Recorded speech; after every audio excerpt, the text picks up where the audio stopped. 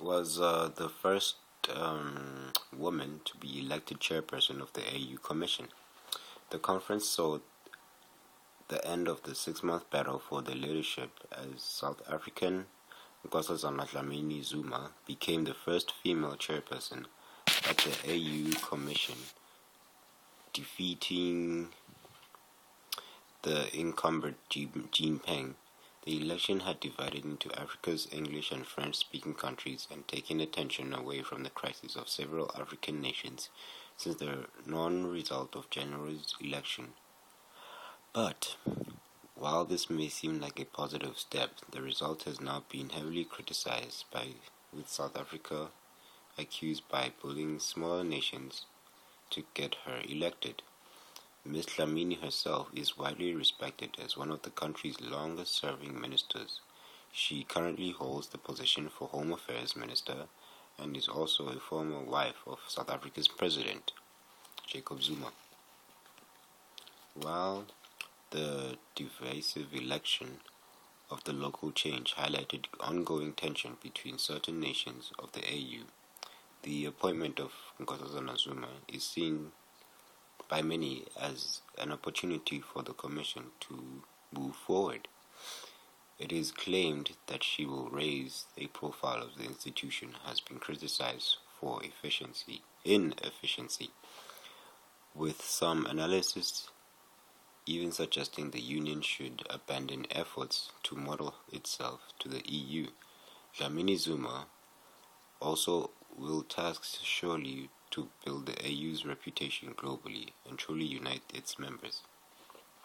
Alright, so I like this article because, well, it touches on, main points on, Africa's issues and, like the war crimes, for instance. It has a big impact on, a lot of Africa. In fact, all of Africa, because this is, one continent, and it's, it has a reputation, and if people were to do business, people would to generalize, oh, I can't go to Africa because there's always war crimes, it's not safe for me, so this is not good for Africa as a whole. But I'm glad people are touching on this in this AU summit, so people can try and fix that. Well, with this whole arrest for Mr. Bashir, the Sudanese, former, I think he still is the president of Sudan. Him being like a international criminal is not good, and him being allowed into the lobby by, I don't know about that, but yeah. And the second issue, which was touched on earlier on, was the boosting intra-Africa trade. This is great, like allowing Africa for it to,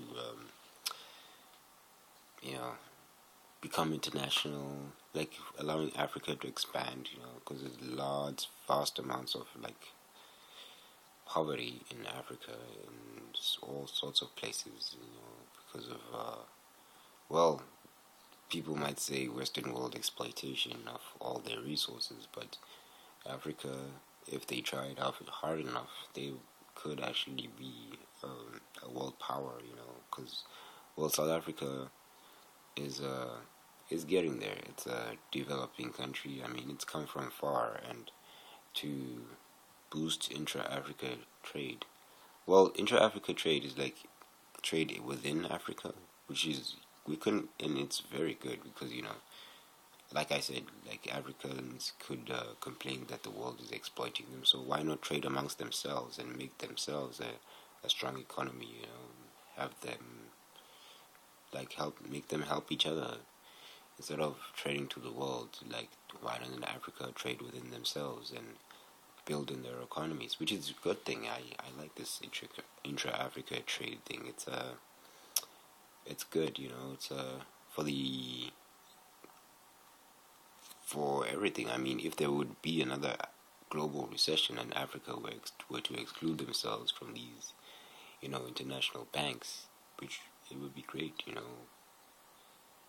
from if there were to be another global recession, like Africa wouldn't be affected that much because they sustain themselves and don't depend largely on the Western world, which could be good. I mean, yes. And the last topic was the first woman elected as chairperson. I don't. It's nice. It's a nice little gesture, I guess they have in the Africa Union, but I don't think it touches a lot on the important things. But yeah, it's just the article had to touch on that, but like one of the three topics that were touched on that particular meeting. But I guess it's good, for the empowerment of women, so they can hold positions of power. I mean, in big organizations. I mean, I guess that's a good thing. But yeah, but the first two topics, those are the ones that are, I think, the center of Africa's issues. So the link is at the bottom of the screen or in the description of the video, just to see with all the sources and everything to show where the article comes from. But yeah, that's the Africa Summit article that I worked on, and it's from the Mail and Guardian.